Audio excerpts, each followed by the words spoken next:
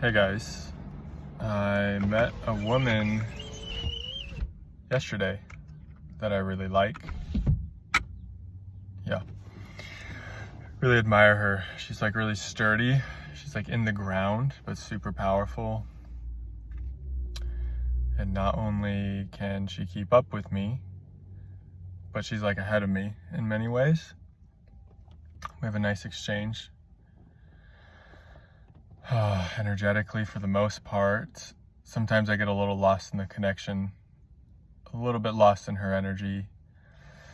That's my tendency as a human design projector. It's super easy for me to do. That's why I need lots of time alone. And I think that's difficult for her. We met yesterday. You know those connections where you meet and you feel like you enter a timeless dimension with this person and you could have spent every day for the last 10 years together. That's how it feels energetically. And when you talk, time doesn't exist, you know. That's the sense with this person. And there's such a gratitude to meet someone like this, where there's so much there to explore and to discover. And it's just so rich and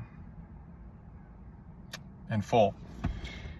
And so, yeah, that kind of came up today. I was needing space today to integrate yesterday, because and yesterday was like our first moments together. And we spent quite a long time together. I usually don't spend that much time with a person. This is via Zoom, by the way. I tend to meet people all over the world. A lot of the groups I go to are international. I'm also very international with the YouTube channel. A lot of the spaces I go to and interact with others just in general, and interact with others that are interested in the same things I'm interested in: consciousness, growth, evolution. Yeah, these are international communities on Zoom. And yeah, I noticed I was needing space. And I'm still needing space. And we talked again today, which was good.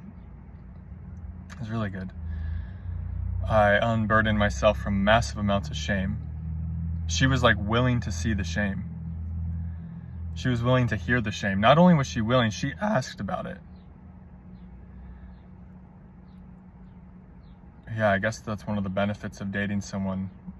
Jesus Christ. That's a Freudian slip right there. What the fuck?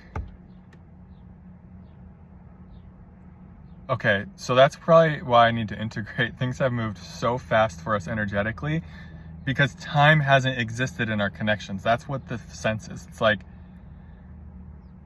It's so bizarre. It just feels like the consciousness is so full in this space. There's like so much of it. It's nice to have a mirror of that. And there's ways I notice it's like interesting too. I notice there's places I'm quote unquote ahead of her in my evolutionary, in like a dimension, and then there's dimensions where she's ahead of me and like how they interact. And my field loves interacting with her field because there's so much there to learn. There's so much information in the connection.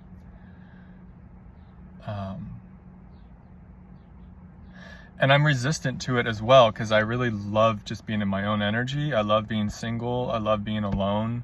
I'm a bit of a hermit, or maybe a lot of a hermit, kind of a loner. I'm like a loner, but I also love, I freaking need deep connection. So I get lots of deep connection with people, meaningful connection where we meet each other at our depths, where it's super vulnerable, it's super open and honest. It's at my edge a lot of times. So much of myself is being seen. I'm seeing so much of the other. Just meeting in presence together, in beingness. But then I love long periods of time where I'm just chilling with me, doing my thing, living out of the car right now, temporarily. And I'm noticing in the other that I've met, like how there's a real desire for that more constant, steady companionship, like on a, at least checking in on a daily basis kind of thing. And that's not easy for me, because sometimes I just, and you know, my shadow could be a little avoidant. My stuff is in there too. I'm a wounded little boy in a lot of ways, especially when it comes to intimate romantic relationships. Or the potential of one. It just brings up a lot of my shame, a lot of my childhood trauma. But it's nice to be in a space with someone who has the willingness, like I said, to not only see it, but who's curious about it, who has the space to hold for it. Not that, like, I was gonna say, not that like I want her to be that all the time, like I don't necessarily want her to be my mother, but I'm sure a lot of parts of me would love that. Like, yeah, be my mom. Love me unconditionally in all my different shapes. Like, we all want that deep down. So that's why I go to the healing containers I go to, where those parts can come up, and that's what those spaces are for.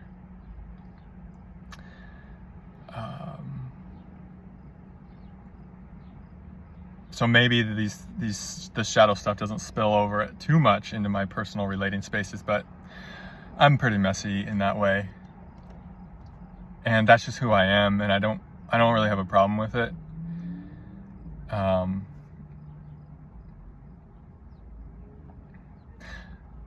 not really ever trying to change myself anymore. I love the let me stop there. I'm getting a little people pleasing in my field. I can feel it.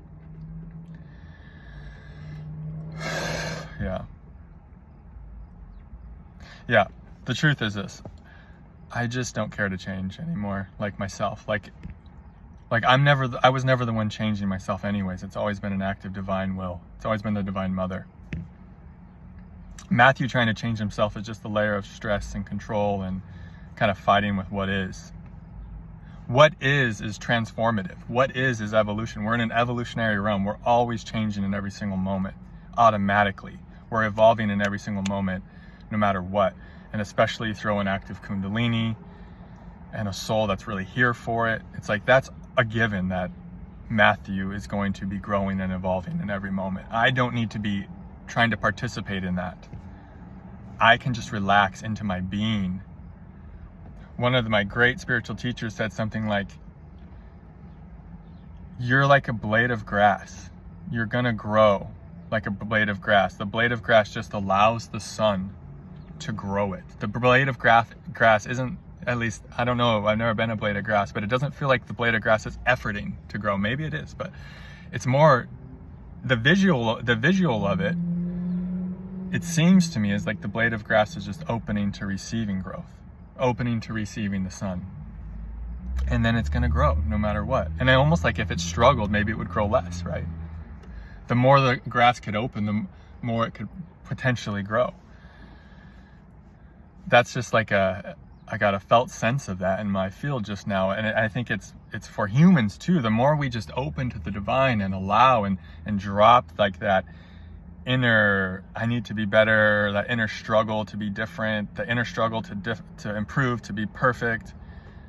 It's like, that's when we just, and a lot of healers have said something like this too, when we accept ourselves and even accept how slow growth can be and accept how slow evolution can be at times, that's maybe when we grow the fastest, is when we drop the efforting around it. So that's been a lot of my stuff, is like, and I've been really getting free in these places I go, because I'm so seen in all my places. So I realize I'm good all the way through, even the parts I once deemed that were bad or negative or need to get out of here, or I better hurry up and heal that, or gross, or whatever word I would use for them, icky. Even those places, I'm like, I've been receiving so much unconditional love from others that I'm like, these places are they're fine. Like, I don't even feel the need anymore for them to go or for me to do anything about them. It's just like, I just love them now, naturally, organically, because others have shown me that they're lovable. And I do that for others, I'm sure too, in those spaces where I'm showing them that their whole being is lovable. Because I really do love the whole being of almost everybody, it seems. There are things that come up that are triggering, and that shows me what I'm still in resistance to, right?